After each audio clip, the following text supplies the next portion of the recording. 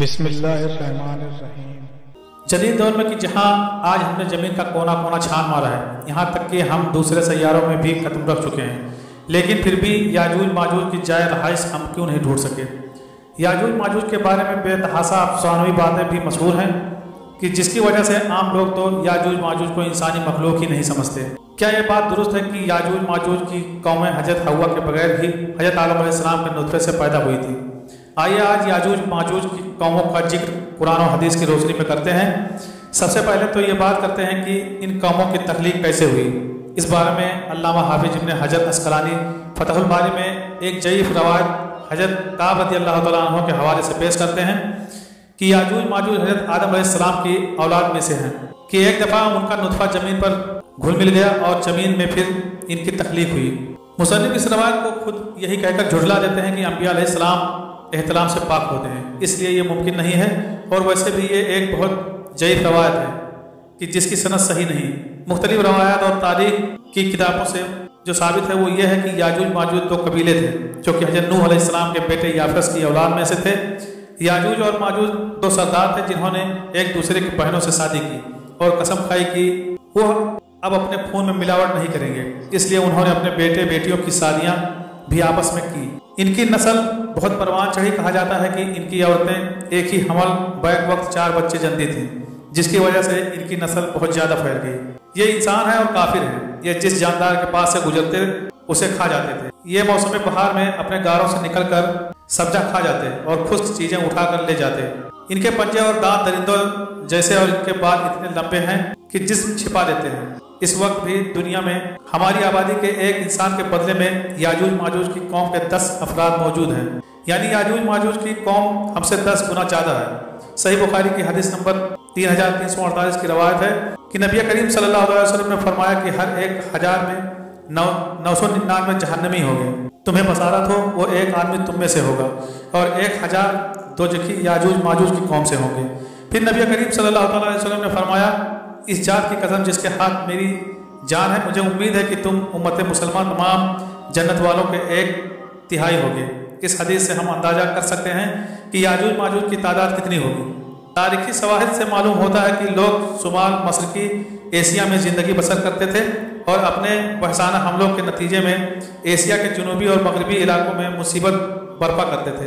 بعض تاریخ دانوں نے ان کے رہائش علاقے کو ماسکو اور توبلیسے کے آس پاس بتایا ہے، اور بعض کا خیال ہے کہ یاجوج ماجوج کا شہر تبت اور چین سے بحیرہ منجمد شمالی تک اور مغرب میں ترکستان تک پھیلے ہوئے تھے۔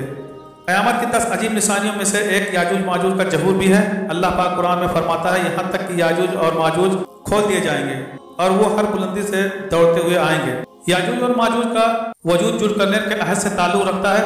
ذوالقرنین ایک بہت ہی نیک صفت انسان اور ایک عظیم بادشاہ تھے۔ اللہ تعالیٰ نے انہیں قوت و طاقت سے نوازا تھا اور انہوں نے مشرق سے مغرب تک اپنی حکومت قائم کر لی تھی۔ تمام بادشاہوں اور ممالک پر انہی کے متعلق العنانی تھی اور انہوں نے مشرق اور مغرب کے دور دراز کے سفر طے کیا۔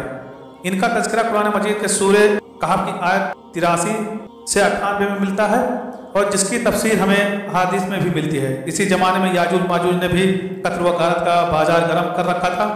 وہ ایسے وحشی تھے کہ انسانوں کو زندہ چیر پھاڑ دیتے تھے اور خون کی ندیاں بہانا ان کا معمول تھا۔ جب بھی کوئی علاقہ فتح کرتے تو وہاں موجود جوان لڑکیوں کا خون پی جاتے، جس سے وہ خود کو دوبارہ جوان محسوس کرتے تھے۔ جب حضرت ذوالقرنین فتوحات کرتے کرتے یاجوج ماجوج کے قریب پہنچے تو وہاں کے لوگ ان سے شکایت کرتے ہیں کہ ہمیں کسی طرح اس ظالم قوم سے نجات دلائیں۔ اللہ پاک سورہ کہف کی آیت نمبر 93 سے 98 میں فرماتا ہے، یہاں تک کہ جب دیواروں کے درمیان پہنچا ان دونوں کے پرے اس نے ایک ایسی قوم پائی جو بات سمجھنے کے قریب بھی نہ تھی۔ 93 میں انہوں نے کہا، اے ذوالقرنین، یاجوج ماجوج اس ملک میں بڑے بھاری فساد ہیں، تو کیا ہم آپ کے لیے کچھ خرچ کا انتظام کر دیں، اس شرط پر کہ آپ ہمارے اور ان کے درمیان ایک دیوار بنا دیں؟ اس نے جواب دیا کہ میرے اختیار میں میرے پروردگار نے جو دے رکھا ہے وہی بہتر ہے، تم صرف قوت و طاقت سے میری مدد کرو، میں تم میں اور ان میں مضبوط حجاب بنا دیتا ہوں، مجھے لوہے کی چادریں لا دو۔ یہاں تک کہ جب ان دونوں پہاڑوں کے درمیان دیوار برابر کر دی تو حکم دیا کہ آگ تیز جلاؤ تاکہ قطیہ کی لوہے کی ان چادروں کو بالکل آگ کر دیا۔ تو فرمایا، میرے پاس لاؤ، اس پر पिघला हुआ तांबा डाल दूं, बस तो उनमें इस दीवार के ऊपर चढ़ने की ताकत ना थी और ना इनमें कोई सुराग कर सकते थे। कहा, यह सिर्फ मेरे रब की मेहरबानी है। हाँ, जब मेरे रब का वादा आएगा तो उसे जमीन बोझ कर देगा। बेशक मेरे रब का वादा सच्चा है और हक है। अब आप ये तो जान चुके हैं कि याजूज माजूज किसने और कैसे कैद किया है, लेकिन सवाल अब यह है कि वो कब और कैसे दीवार को गिराकर बाहर आएंगे। इस बारे में इब्ने माजा की हदीस नंबर 4080 पेश करते हैं। हुजूर सल्लल्लाहु अलैहि वसल्लम ने फरमाया, याजूज माजूज हर रोज अपनी दीवार खोदते हैं, यहाँ तक कि जब करीब होता है कि सूरज की रोशनी इनको दिखाई दे तो जो शख्स इनका सरदार होता है वो कहता है, अब लौट चलो, बाकी कल खोदेंगे। फिर अल्लाह ताला इसे वैसे ही मजबूत कर देता है जैसे वो पहले थी, यहाँ तक कि जब इनकी मुद्दत पूरी हो जाएगी और अल्लाह ताला को इनका खुरूज मंजूर होगा तो वो आदत के मुताबिक दीवार खोदेंगे। जब खोदते खोदते करीब होगा कि सूरज की रोशनी देखें तो उस वक्त इनका सरदार कहेगा कि अब लौट चलो, इंशाअल्लाह कल खोदेंगे, और इंशाअल्लाह का लफ्ज़ कहेंगे। चुनांचे इस दिन वो लौट जाएंगे और दीवार इसी हाल पर रहेगी जैसे वो छोड़ गए थे। फिर वो सुबह आकर इसे खोदेंगे और उसे खोद कर बाहर निकलेंगे। मुहद्दिसीन व मुफस्सिरीन में याजूज माजूज की कौम और जुल्करनैन की दीवार के हवाले से बहुत से इख्तलाफ पाए जाते हैं। अब तक 5 ऐसी दीवारें सामने आ चुकी हैं जिनके बारे में कयास किया जाता है कि इनके पीछे याजूज माजूज को कैद किया गया था। इनमें से एक दीवार चीन भी है, लेकिन ये आम मसलहे से बनी हुई है। यमन में दीवारें मराबिब के बारे में भी सद जुल्करनैन होने का गुमान किया जाता है, लेकिन ये सैलाब रोकने के लिए बनाई गई थी। कफ्कार में दरियाए खजर और बहरे अस्वद के दरमियान दीवार की तरह का पहाड़ सिलसिला शुमाल और जनूब को अलग अलग करता है। यहाँ एक लोहे की दीवार भी नजर आती है जिसके बारे में लोग कयास करते हैं कि यही जुल्करनैन की दीवार है। एक सहाबी ने रसूलुल्लाह सल्लल्लाहु अलैहि वसल्लम से अर्ज किया कि मैंने इस दीवार को धारी और चादर की तरह देखा है, जिसकी एक धारी सुर्ख है और एक काली है। इस पर आप सल्लल्लाहु अलैहि वसल्लम ने फरमाया, वाकई तुमने इसको देखा है। बाकी ये दावा कि साइंस की तरक्की की वजह से अब दुनिया का कोई चप्पा छुपा नहीं बचा, ये दावा गलत और बेदलील है।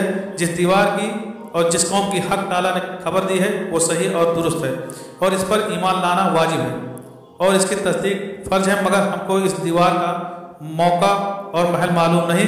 बिलाशुबा अक्लन ये मुमकिन है कि हमारे और इनके दरमियान में बड़े बड़े समुंदर और बड़े बड़े पहाड़ हायल हों। अब सवाल यह पैदा होता है कि पहले दज्जाल का ज़हूर होगा या फिर याजूज माजूज। सही मुस्लिम 2254 और 2937 की रवाज में हुजूर सल्लल्लाहु अलैहि वसल्लम फरमाते हैं, जब दज्जाल का ज़हूर हो जाएगा तो हज़रत ईसा इब्न मरियम दमिश्क की मस्जिद की जानिब सफ़ेद मीनार पर जर्द कपड़े पहने हुए 2 फरिश्तों के बाजू पर हाथ रखे हुए उतरेंगे।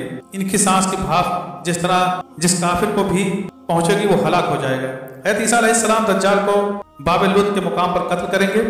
फिर अल्लाह पाक के हुक्म से हज़रत ईसा मोमिनीन को कोहे तूर पर ले जाएंगे, क्योंकि उस वक्त याजूज माजूज का ज़हूर होगा जिसको कभी शिकस्त न हुई है। याजूज माजूज हर बुलंदी से फैल जाएंगे। जब याजूज माजूज जाहिर होंगे तो इतनी ज़्यादा तादाद में होंगे, इनका पहला गिरोह ही बहरे तबरिया का सारा पानी पी जाएगा और जब इनका आखिरी गिरोह बहरे तबरिया पहुंचेगा तो गुमान करेगा कि कभी यहाँ पानी होता था। जमीन को फतह करते करते वो बैतुल मुक़द्दस तक पहुँचेंगे तो कहेंगे कि हमने सारी दुनिया फतह कर ली, अब आसमान को भी फतह किया जाएगा। तो वो आसमान पर तीर फेंकेंगे जो खून आलूदा होकर वापस आ जाएंगे। तो याजूज माजूज कहेंगे कि हमने आसमान भी फतह कर लिया। दुनिया में कहर पड़ जाएगा क्योंकि वो सारा पानी पी जाएंगे और सारी फसलें खा जाएंगे। फिर हज़रत ईसा अलैहिस्सलाम और उनके साथी जो कि कोहे तूर पर महसूर होंगे वो अल्लाह से दुआ करेंगे तो अल्लाह पाक हज़रत ईसा अलैहिस्सलाम की दुआ कबूल करेगा। तो याजूज माजूज की गर्दनों में एक कीड़ा पैदा हो जाएगा जिससे सारी कौम हलाक हो जाएगी। हर तरफ याजूज माजूज की लाशें होंगी, गंदगी, बदबू और खून की नदियाँ बह रही होंगी, यहाँ तक कि ज़मीन पर पैर रखने को जगह ना मिलेगी। तो फिर हज़रत ईसा अलैहिस्सलाम अल्लाह पाक से दुआ करेंगे तो अल्लाह पाक बड़े बड़े परिंदों को भेजेगा, इन लाशों को उठाकर कहीं दूर ले जाएंगे जहाँ अल्लाह पाक का हुक्म होगा। रसूलुल्लाह सल्लल्लाहु अलैहि वसल्लम ने फरमाया, इस जात की कसम जिसके हाथ मेरी जान है, ज़मीन के जानवर इनका गोश्त और चर्बी खाकर खूब मोटे होंगे। जब परिंदे इनकी लाशों को उठा ले जाएंगे तो इनके तीर कमान इस मिकदार में ज़मीन पर होंगे। मुसलमान इनके तीर और कमान से 7 साल तक ईंधन जला सकेंगे। इसके बाद अल्लाह पाक ऐसी बारिश बरसाएगा कि सब कुछ इसमें بہ جائے اور زمین ساری دھل کر پاک ہو جائے گی۔ پھر زمین پر ایسے پھل اگیں گے کہ ایک انار ایک جماعت کے لیے